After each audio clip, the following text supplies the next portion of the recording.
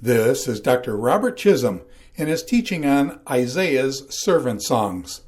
This is session number 1, The Servant of the Lord, Champion of Justice and Covenant Mediator, Part A, Isaiah chapter 42, verses 1 through 9.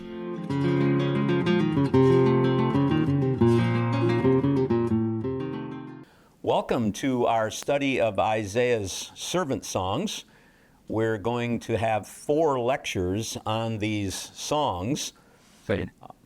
The book of Isaiah is often said to be very messianic. There are a lot of messianic texts in Isaiah.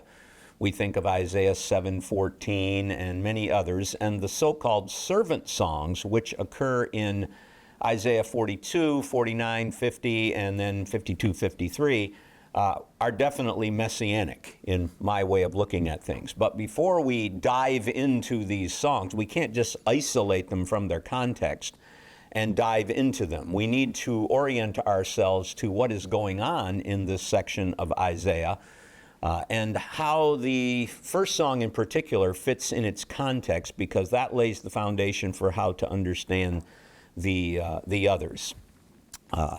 And so in the first 2 songs, we're going to see the servant is a champion of justice and a covenant mediator.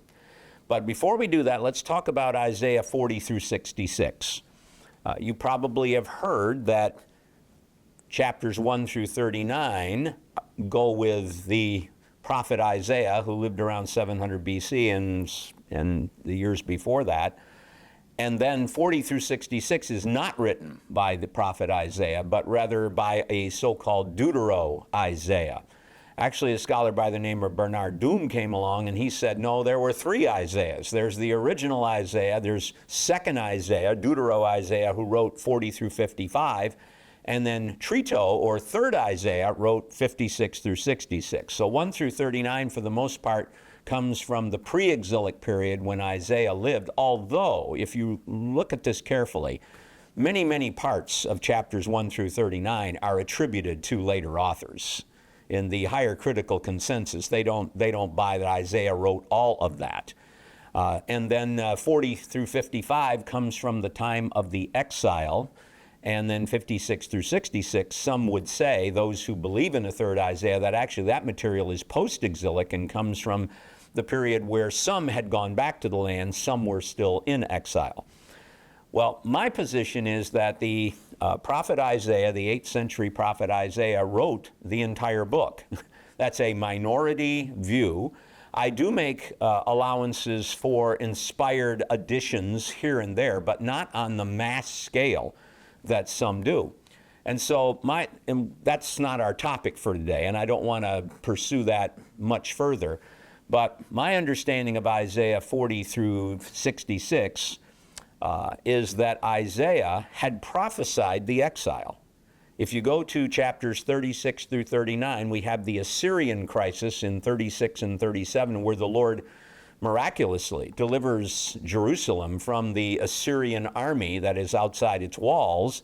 And then in chapter 39, remember, the Babylonians come and they visit Hezekiah, who has recovered from an illness.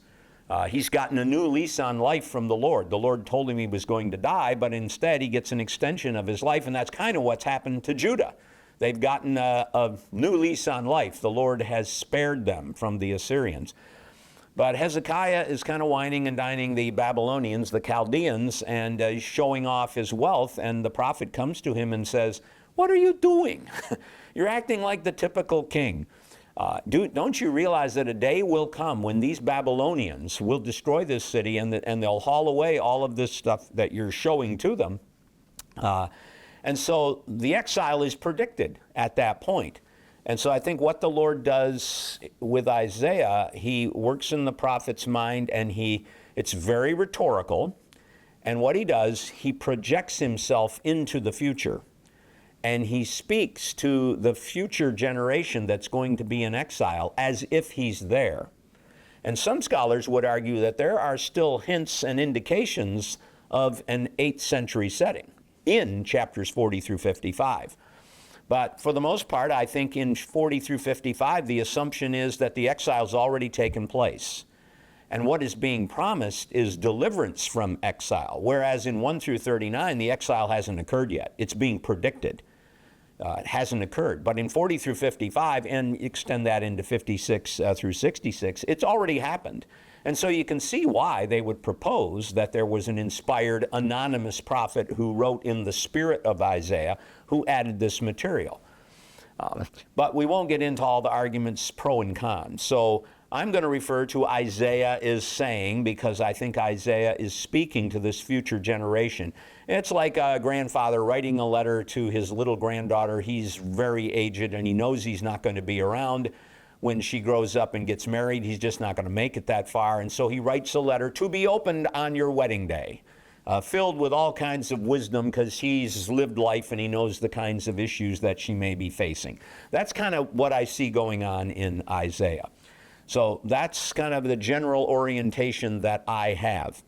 But I think we need to look at the immediate context. The first servant song, so-called servant song, is in chapter 42, verses 1 through 9. We need to look at the context that leads up to this, and we're not going to do that in a lot of detail. But in chapter 40, very famous verse, because it's applied to the ministry of John the Baptist, and the Lord announces, "Comfort, comfort my people."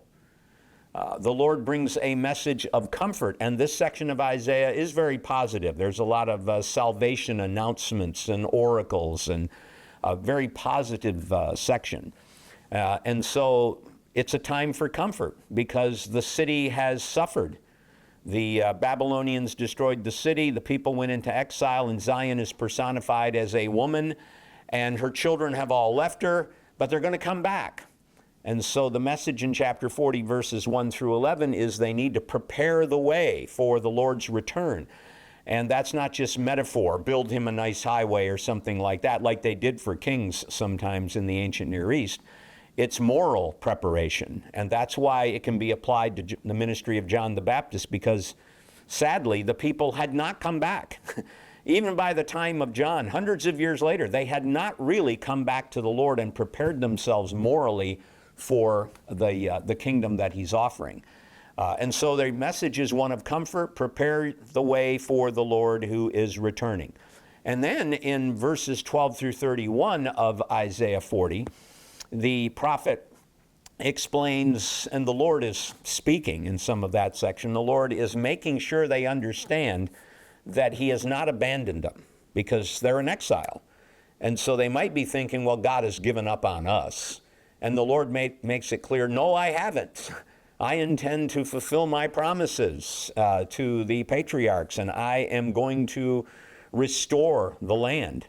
And as the section progresses, 40 through 55, you realize they've got to come to grips with why they're in exile, which is because of their sin, and they need to repent. But the Lord makes it clear that the Babylonians are not more powerful than I am, and their gods, Marduk, their patron deity, is not more powerful than me. You're in exile because of your sin, but I want to bring you back, and I intend to bring you back. And I'm still around. I'm not limited by time. I am in Babylon. I am not limited by space. I haven't died. I'm not weak. I can deliver you. And so that's the message of chapter 40. Then in chapter 41, the Lord begins to talk about one of the instruments that he's going to use in delivering the people from their bondage in Babylon. And you'll remember in the history, the fall of Jerusalem came in 586. There were actually 3 Babylonian invasions leading up to that, but 586 is when the people were taken into exile. But not too long after that, really, in 540, the Persian king Cyrus, who is mentioned by name in this section, that's one of the reasons some want to put it at a late date, he's called Koresh in Hebrew, that's his name. But he is mentioned in chapters 44 and 45. The Lord is going to raise up Cyrus the Persian, and he is going to conquer Babylon, and he did that. He did that, and Cyrus was very benevolent, and he decided to allow the exiles from Judah to return to their land. And so he is an agent in deliverance. The Lord is going to get his people back to the land, but of course there's still this moral and theological dimension of the restoration. But in 41:2, who stirs up this one from the east? Who officially commissions him for service? He hands nations over to him and enables him to subdue kings. He makes them like dust with his sword, like windblown straw with his bow. He pursues them and passes by unharmed. He advances with great speed. This is a warrior king, King Cyrus, and the Lord is going to use him to defeat Babylon and allow the people to go back. So that's introduced here early on in this section. And then right after this, in verses 8 through 20, the Lord encourages his people, his exiled people. And when he addresses his exiled people in this section, he refers to them as Israel and Jacob. So he says, you, my servant Israel, Jacob, whom I have chosen. So it's quite clear that the Lord's servant is the nation Israel. But the problem is the nation Israel has abandoned the Lord, and the Lord is going to speak of them as blind and deaf, and they are in exile, and they're in need of a deliverance.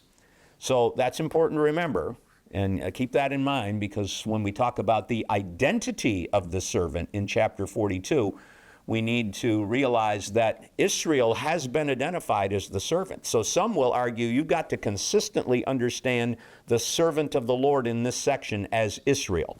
And by that, I think they mean exiled, Jacob Israel. No, there are two different servants operating here, and I'll attempt to prove that as we go.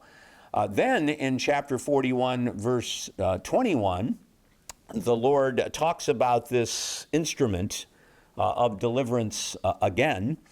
And I have stirred up one out of the north. Earlier it was the east, and here it's the north. Well, if you understand how the Persians would come over, it can be both east and north. So I stirred up one out of the north, and he advances, one from the eastern horizon, who prays in my name. He steps on rulers as if they were clay, like a potter treading the clay. And then the Lord explains that I announced this from the beginning. One of the themes in this section is the Lord says, I can announce things in the distant future. And I think that's why it's Isaiah the prophet. Because if you say, no, it's somebody writing later who's living through this, it undermines that whole argument. I said I wasn't going to get into that too much, but that's a major argument in favor of going with the traditional view that it's Isaiah. So that brings us to the first servant song, which we will read and go through in detail and discuss the various themes. We'll show how it is fulfilled in the New Testament. There are actually several passages that quote from or allude to this particular passage. But I do want to kind of preview where I'm going. Before we get lost in the trees, I want to see the big picture, the forest. Who is the servant in Isaiah chapter 42? Because it begins with, here is my servant whom I support, my chosen one in whom I take pleasure. I have placed my spirit on him. And then he begins to describe the servant's ministry. And some are going to say there's a lot of language here, and there is, that corresponds to that passage that we saw in chapter 41, where the servant is chosen. It's Jacob Israel. And in fact, some will, I think the LXX, the Septuagint, actually puts Jacob Israel in here. They've interpreted it along those lines. And I can see why they would do that. There's a similarity. And so you might be inclined to say, he's talking to the exiled people. But when you read the text carefully and you correlate it with the second servant song, you realize that's not the case. But if we're just kind of working inductively and we come to this section and we read about this servant who's going to be the Lord's agent of deliverance, we might think that it's Cyrus. It's this Persian king who has not yet been named. He will be in chapters 44 and 45, but he has not been named yet. He is just the one from the east, the one from the north, and he's a conquering king. So maybe he's the one that's in view here. But quickly we discover in the first verses of this song, this servant is not a conquering king. He's not being portrayed that way in this song. He's meek and he's not going to crush people. And so he just doesn't look like a conquering king. And then what really clinches it is when we go ahead to the second servant song, which is in chapter 49, and the Lord identifies the servant. And a lot of the language in the two songs overlaps. And in the second song, the Lord identifies him as Israel. Israel. So the servant's Israel. It's not Cyrus. So does that mean it's exiled Israel? Jacob? No. Because right after this first servant song in chapter 42, the Lord talks about this particular exiled servant who he calls Jacob Israel, and that servant is blind. He has not followed the Lord. He has rejected the Lord. He's in exile. He's been punished for his sins. And that's not the case with the servant in the servant songs. And also, the clincher again is in the second song, because in the second song in 49, verses 5 and 6, after calling the servant Israel, not Israel Jacob, by the way, Israel. Whenever the exiled servant is referred to in these chapters, it's always Jacob, Israel. And he's just called Israel. And then guess what one of his main tasks is in 5 and 6? To deliver Israel. Whoa, we got Israel delivering Israel Jacob, and it's Israel Jacob that gets released. So how can Israel deliver Israel Jacob? And you ought to see some of the things that the people will do with the syntax of the grammar of those verses to try to sort the problem out. The easiest solution is to go with John Oswalt, who says Israel is being used as a function there. It's not talking about identity. And so we have an ideal Israel who's functioning in a way that corresponds to God's ideal for Israel, because he intended to impact the nations through Israel. And they failed. They didn't keep the covenant. They did not impact the nations in a positive way, and so they went into exile. And so ideal Israel is going to come and deliver exiled, sinful Jacob Israel. That's kind of where I'm going on this. And so I wanted to get the big picture out there, and we'll establish these arguments in a little more detail as we go through each of the songs. So I think we're ready at this point to dive into the first servant song, and I will read through it. And as I do, we'll talk about the ministry of the servant and the various roles that he plays. So the Lord says, "Here is my servant, whom I support, my chosen one, in whom I take pleasure. I have placed my spirit on him." Just to give a little bit of a preview, this is really going to come into play when the Spirit comes upon Jesus at his baptism. And this passage is quoted along with Psalm 2. But more on that later. He will make just decrees for the nations. In other words, his job is going to be a champion of justice. He's going to bring justice to the nations, because they're certainly characterized by injustice and oppression. And his job is going to bring justice to the nations. He will not cry out or shout. He will not publicize himself in the streets. A crushed reed he will not break. A dim wick he will not extinguish. In Isaiah 43, this idea of an extinguished wick, it's a metaphor for death. This isn't an extinguished wick, it's a dim wick. But he's talking about people who are almost at the end. They're growing dim, they're needy, they're poor, and they need help. And he's not going to come along and crush these people. He's going to minister to them. He will not extinguish. He will faithfully make just decrees that will benefit such people throughout the nations. He will not grow dim or be crushed before establishing justice on the earth. The coastlands will wait in anticipation for his decrees. All right, now let's think about this a little bit. First of all, there's a hint of suffering. If you're familiar with the servant songs, people think of Isaiah 53. That song actually starts at the end of 52, as we'll see. But in 53, he's the suffering servant. By the time we get to the third song, he's suffering. And the fourth song, especially in Isaiah 53, we read about his suffering in detail. What about the first two songs? The suffering dimension is not as obvious, but it is present. And did you pick up on in chapter 42, verse 2, when he said he will not cry out, will not lift his voice? But this verb for cry out that's used here, sa'ak, it's normally used when someone is crying out in pain and they're a victim and they're oppressed. And so this servant will not cry out in that way. And some commentators have suggested, and I agree with them, that this is a hint that the servant is going to be opposed, and it's foreshadowing in a very subtle way the fact that he's going to be opposed to the point where he's going to be brutally and horribly beaten and mistreated to the point of death. And so I think when you read the servant songs through a second time and you understand where they're heading, and you've already read about his suffering, when you pick up on this the second time, when you know what's coming. You might miss it the first time, but if you look at the usage of that word, it's hinting at opposition.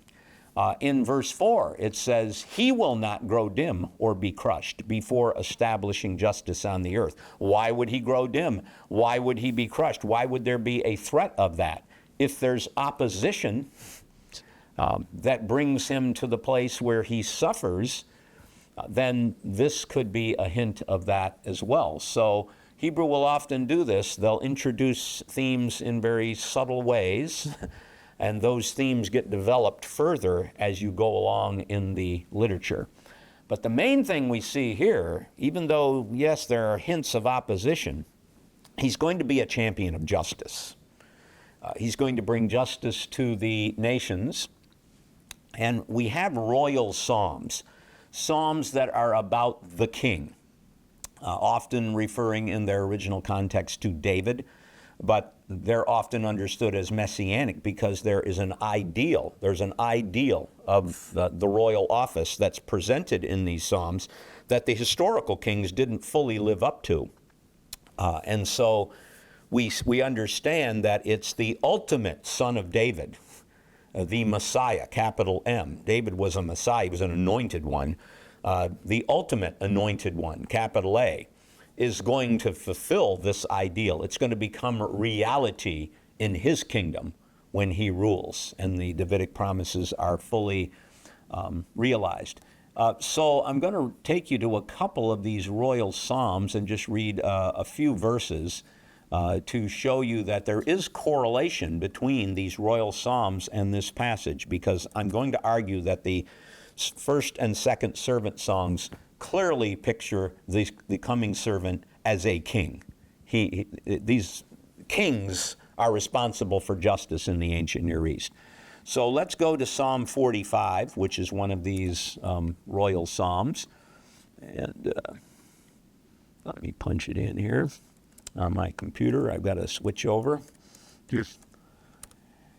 And in Psalm 45, verse 4, appear in your majesty. Whoever's writing the psalm is speaking to the king.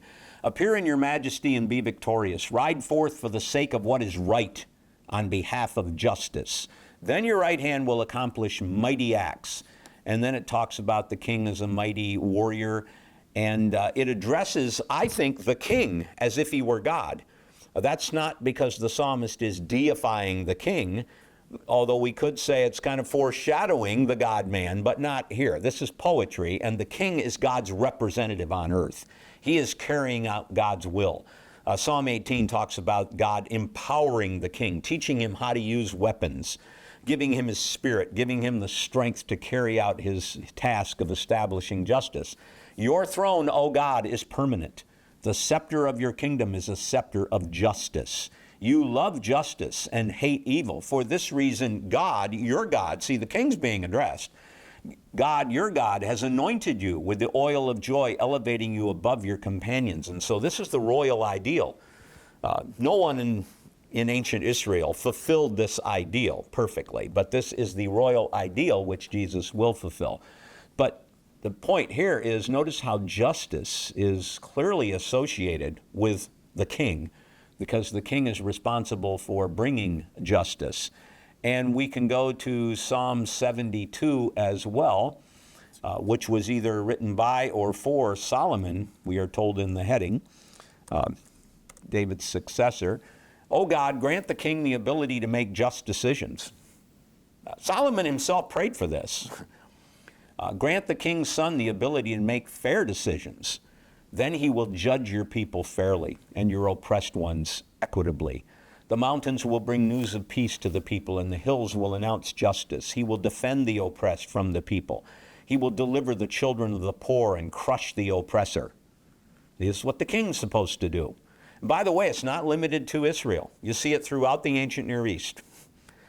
In a Phoenician text, in Ugaritic text from the ancient Near East, kings will sometimes refer to their rule, their reign, as justice. They're interchangeable words. They don't mean the same thing, but they can be used interchangeably because the king's rule, in the ideal, the king's rule is supposed to be characterized by justice, so he can refer to his reign as my justice. And they'll even report to their gods, "Hey, I established justice," because the god expects them to do that. Especially in Mesopotamia, Shamash, the sun god, who's responsible for justice. "For he will rescue the needy when they cry out for help, and the oppressed who have no defender. He will take pity on the poor and needy. The lives of the needy he will save. From harm and violence he will defend them. He will value their lives." So I hope I've convinced you that establishing justice is a royal responsibility. And we even see, to a degree, David doing this. Of course, David was guilty of some pretty unjust acts in his life involving Uriah. But in 2 Samuel 8, verse 15, before all that happened, David reigned over all Israel. He guaranteed justice for all his people. And the Hebrew text actually says justice and righteousness for all his people. So at this point in time, David was very concerned about justice. Remember when Absalom decides to rebel against his father, Absalom feels David has not taken care of justice because Absalom's sister was raped by Amnon, their half-brother, and David did nothing. He was upset with Amnon, but he really didn't do anything about it, and so Absalom took matters into his own hands and murdered his half-brother for the sake of his sister Tamar. Later, when he's been brought back and from exile, David allows him to come back, and he's courting Israelite favor. And he's standing outside the city and saying, "If I were king, I would give you justice." So the point is, when you read about justice being established on the scale that we're reading about it here in this first servant song, I think a lot of people want to say the servant is just a prophet. Prophets were concerned about justice, and they promoted and endorsed justice, and they challenged kings to establish justice. But prophets didn't make the nation just. They promoted it. The king's responsibility was to do that. And so what we have here is a king. The servant is a king. Now he's going to be more than that. His servant is going to wear many hats. And what I see in the literature is sometimes they'll pit one role against another. No, the servant's a prophet. No, he's a king. The servant is a new Moses. He's a prophet. He surely is. And we're going to see that in chapter 49, but that doesn't exhaust it. Why can't he be both? King and prophet. Maybe even a little priest when we get into Isaiah 53. So perhaps the most important text, because it's within Isaiah, is in chapter 11. Where we have a picture of the future ideal Davidic king. And I'm just going to read through it real quick, and I think you'll see that whoever this is, he could very well be the servant in the first servant song. And within the book of Isaiah, I think you're supposed to connect the dots in that fashion. A shoot will grow out of Jesse's rootstock, Jesse, David's father. We got a new David on the way. A bud will sprout from his roots. The Lord's Spirit will rest on him. Lord's Spirit, in the first servant song, will come upon him. A spirit that gives extraordinary wisdom. A spirit that provides the ability to execute plans. A spirit that produces absolute loyalty to the Lord. I'm reading, by the way, from the Net Bible. And the reason I chose the Net Bible is because the translation I'm reading is my own. So I'm kind of comfortable with my own translation. But as you'll see, as we go through, that was done a while back, and there are places where I would change it now. I've changed my position on a few little things. Anyway, let's keep going. He will delight in obeying the Lord. He will not judge by mere appearances or make decisions on the basis of hearsay. He will treat the poor fairly and make right decisions for the downtrodden of the earth. He will strike the earth with the rod of his mouth and order the wicked to be executed. So here is a king who is going to establish justice. Justice will be like a belt around his waist. Integrity will be like a belt around his hips. And then we get into this next section, verses 6 through 8. This is where all the predators are going to be at peace with the animals that they normally kill and eat. So we got the wolf residing with the lamb, the leopard and the young goat, the ox and the young lion, and a small child out there leading them. The cow and the bear are going to graze together. Their young will lie down together. The lion, like an ox, will eat straw, if you were wondering what the lion would eat. A radical transformation. And a baby is going to play on the hole of a poisonous snake. He's going to have a pet snake that was, I guess, once poisonous and hostile. And so they will no longer injure or destroy on my entire royal mountain.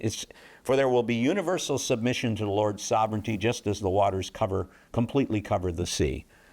And I would argue that the thing with the animals is the animal kingdom, the transformation of the animal kingdom. I used to think it was just metaphorical. I don't anymore. I think it's going to be a literal transformation that mirrors what is happening in human society. The king is going to bring justice and fairness and peace. There's not going to be the conflict that characterizes the fallen world, and it's going to be mirrored in the animal kingdom. And the reason that I take that view now is in Job 38 and 39. The Lord is teaching Job lessons from the animal kingdom because the animal kingdom mirrors a larger spiritual conflict between the Lord and the adversary who was introduced earlier in the book. So, when I read Isaiah 42, verses 1 through 4, I correlate it with these other texts, especially the one within Isaiah. If I'm asking, okay, who would be establishing justice? First thing I would say, it's got to be a king. This is the ancient Near East. It's got to be a king. And now in Isaiah, is there anything that Isaiah could be kind of alluding to in this passage? Yeah, chapter 11. So he's going to be a champion of justice, which means he's going to be a king. Now, granted, in this section, it doesn't talk about him, it doesn't say he's a king. But what we've learned from studying language, and this is something we call relevance theory, is there lots of times when we talk, there are things that are implied when we speak. And we don't need to specifically mention those. And this is why it's so important to be familiar with the culture of the ancient world when we're reading the Bible. We can't do that perfectly. We have our limitations. But fortunately, through archaeology, we do have access to a lot of material that helps us understand what's going on. And so I would argue that if someone asked, well, how come it doesn't mention David specifically in the first servant song? And how come it doesn't say he's a king? I would say the ancient audience doesn't need that. They would understand just from the way their culture works, and also from what Isaiah said earlier, they're going to connect the dots. It doesn't need to be said. And Isaiah is also going to cast the servant in a broader role than just champion of justice as king. He's going to be a new Moses. He's going to be a prophetic figure as well. So if you get too specific, you might make the portrayal a little lopsided, and you might miss some of the other aspects of the portrait. But I would argue he is a king, and more specifically, he is that Davidic king. And so when Jesus comes along, he fulfills Isaiah 11 and also Isaiah 42, because he is the ideal Davidic king to come. Well, let's read on in this servant song. In verse 5, this is what the true God, the Lord, says, the one who created the sky and stretched it out, the one who fashioned the earth and everything that lives on it, the one who gives breath to the people on it and life to those who live on it. So the Lord is emphasizing, again, as he's speaking to his exiled people, who are thinking in ancient Near Eastern terms. Gods are limited to a location, that sort of thing. The Lord is reminding them, no. I expect you to be monotheists. I am the true God. The article is put on the word for God there, Ha'el, the God. And I think it's designed to be specific in that case, setting him apart from others. And he created the world. He fashioned the earth, and he is the one who gives life to all people.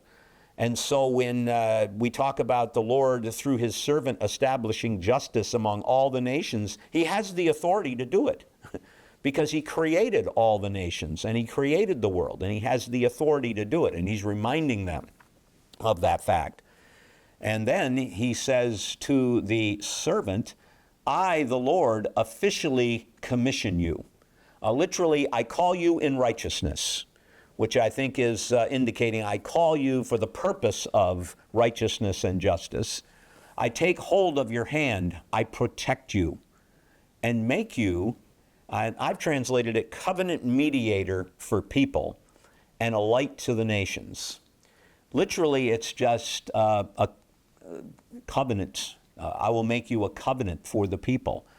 Well, how can a person be a covenant? A covenant's a treaty or agreement. Well, we have metonymy at work. And metonymy, we often have cause-effect relationships. And so this servant is going to mediate a covenant. He's going between God and the people, and he's going to be a covenant mediator. And so the covenant mediator is just mentioned as the covenant because the covenant is the product of his work and as a mediator. And this is not unique to me. There are other scholars that argue this way. Goldingay in his recent commentary argues this way. So I'll make you a covenant mediator for people. So this servant, as he establishes justice, is going to mediate a covenant between God and people and a light to the nations. Light is used here as salvation. And when we get to chapter 49, we'll see the same language being used, and it's associated with God's deliverance and his salvation. If you go to Isaiah 51, 3 and 4, light is associated with salvation. So the big question here is, who are the people? Who are the people?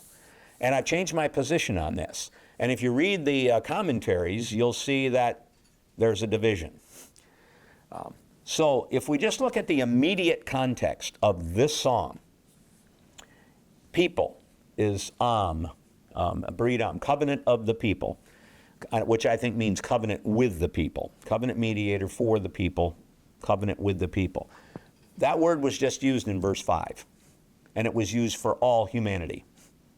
The focus has been the nations in the earlier verses. We're going to establish justice among the nations, and the Lord is the one who gives breath to all people.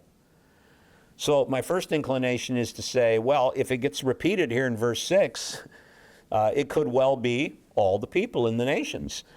And then in the parallel line, light to the nations. It doesn't have to be tightly synonymous, but it certainly could be roughly synonymous. We've got people and nations. And that's the view I hold now. The other position that I used to hold, when you look at this song in light of chapter 49, and there's a lot of parallels. In chapter 49, when it talks about covenant mediator for the people, the context is a little different. He's still going to be a light to the nations. The context is a little bit different, and it's clearly Israel. It's exiled Israel, Jacob, that God is going to make his covenant with. And as you know, elsewhere in Isaiah, it talks about this future covenant, and it's always with Israel. It's not the nations. So there's good arguments for both sides, but I have decided that what we're talking about here is an actual covenant that God's going to make with humankind. It's going to be broader than just Israel. And in chapter 49, having talked about that and still referring to the light to the nations, he zeroes in a little more on Jacob, Israel, and he says, by the way, I'm going to renew my covenant with you, the new covenant that replaces the Mosaic covenant. So there's a shift, a move. So I'm not going to impose 49 on 42, when I think the immediate context in 42 favors the more nationwide covenant. He continues to open blind eyes and to release prisoners from dungeons, those who live in darkness from prisons. And realize he's not letting murderers loose and all that. In the ancient Near East, those kind of people would probably not be imprisoned. They would be executed. So what we're talking here is probably oppressed people, debtors, people like that, oppressed people that deserve to be released because they've been improperly imprisoned. They're blind because they've been in these dark dungeons. And, when you're in a dark place for a long time, it's as if you're blind. And so that's a metaphor for deliverance that we see elsewhere. And then he concludes, I am the Lord, that is my name. I will not share my glory with anyone else, or the praise due me with idols. Look, my earlier predictive oracles have come to pass, the former things. Now I announce new events. And I think in this section of Isaiah, with maybe one exception, when he talks about earlier predictive oracles, he's talking about the Exodus. The Lord announced the Exodus in advance and then brought it to pass. And now he is coming, and actually a new Exodus is going to be part of what he announces, and he is announcing new events, and they're going to occur. He's got a track record. Sometimes in these speeches in this section, he'll challenge the pagan gods. Where's your track record? Give me some proof that you can announce things far in advance and bring them to pass. Before they begin to occur, I will reveal them to you. So the Lord is very concerned in this section that he gets his proper due, and what he's going to do through the servant actually contributes to the realization that he's the one true God who controls history. And I didn't include the next verses. They sometimes are included in the song. I'll read them because I think they're significant. Sing to the Lord a brand new song. Praise him from the horizon of the earth. You who go down to the sea and everything that lives in it, you coastlands and those who live there. Let the wilderness and its cities shout out, the towns where the nomads of Kedar live. Let the residents of Selah shout joyfully. Let them shout loudly from the mountaintops. Let them give the Lord the honor he deserves. Let them praise his deeds in the coastland. See, the emphasis is on the nations. It's on all people. And this is the proper response to what the Lord is going to do for them through the servant. He's going to bring justice to them. So the servant is a covenant mediator for the people, and I think here it's the people of the earth. It's going to get narrowed in chapter 49. He's a light to the nations who is going to bring a salvation to them. He's going to open blind eyes. There are other passages in the Old Testament where opening blind eyes means to give someone just treatment and deliver them and free them. Many Psalms talk about this. It's in some ways not unique, this light to the nations idea. We actually see it with Mesopotamian kings. See, it's royal imagery in the culture. For example, Tiglath-Pileser III was called the light of all humankind, the light of all people. Esarhaddon was the light of the world. The Assyrian kings thought of themselves in this way. They were champions of justice, so they thought. They were champions of justice, and they tried to help the down and out, and so they were a light in that way. And of course, it may just be verbosity and royal hyperbole, but it's something that's out there in the culture. Now, the question then becomes, how does the servant bring deliverance to the nations? Well, he's going to establish justice, and that is certainly going to be a positive thing for at least the oppressed in the nations. But I think we've got to look at this in light of what has come along in Isaiah already. And so I've explained it this way. Earlier in this section of Isaiah, the prophet depicts the nations as idol worshipers. Though the Lord God has created all people, they fail to give him the honor he deserves and demands. And that's what's happening here in 42. He's created them all, but they're not giving him their proper due. Well, once they see what he accomplishes through the servant, they'll be ready to worship him as the one true God. You know, in many ways, Jesus leads us back to the one true God and to true worship. He doesn't just save us from hell. He's really restoring God's ideal for his people. And so all nations are in a covenant relationship with the Lord, whether they know it or not. God established a covenant with Noah and his sons in Genesis 9. He commissioned them to be fruitful, fill the earth, warned them to respect the image of God residing in their fellow human beings, and promised that he would again destroy all life, would not destroy all life as he had done through the flood. But the nations of the earth have broken this perpetual covenant, this Berit Olam, with God, by polluting the earth with human bloodshed. That's Isaiah 24 and Isaiah 26. See, there's already been a broken covenant in Isaiah before we get to this first song. For this reason, the nations are destined for destruction, according to Isaiah 24 and 26. But God warns them to turn to him for deliverance. That happens in Isaiah 45, verse 22.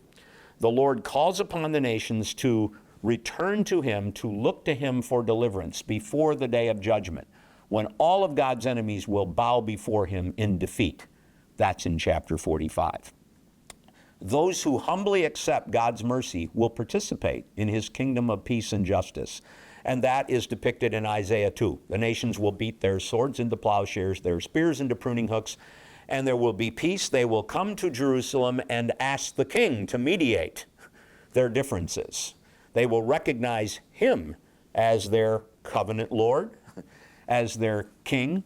We also see that envisioned in Isaiah 19, a passage that's not as well known, but that's a text where someday Assyria and Egypt, the megapowers in Judah's experience, and who are enemies, are going to get along. There's going to be a highway going from one nation to the other, and they are going to, along with God's people, covenant people, Israel, worship the Lord hand in hand. And the Lord says they're all going to be my people. So he's going to establish a renewed covenant relationship with them. As the first servant song makes clear, it's the servant who's God's agent in mediating a renewed covenant relationship between God and humankind, and in bringing the light of salvation to the repentant among the nations. And the fourth servant song is going to explain how God is able to do that, how he is able to reconcile with sinners.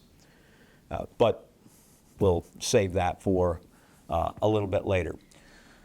So that's where the first servant song is going. I want to talk about the messianic dimension of this, but this is kind of a good break point right here, and so I think we'll do that in our next lecture.